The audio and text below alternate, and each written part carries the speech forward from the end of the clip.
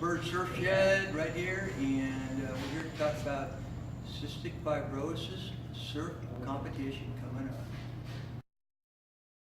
The correlation between surfing and cystic fibrosis is that the salt water is amazing. It's like miracle type stuff. It's been proven that 30,000 people who suffer with cystic fibrosis can benefit from that fact of using the saline type of solution. In fact, they've even incorporated that into some of the treatments. So by surfing, naturally you're going to get the salt water, get that inside you. You work out with your heart, body, soul. It's all good. So get in the water and go surf.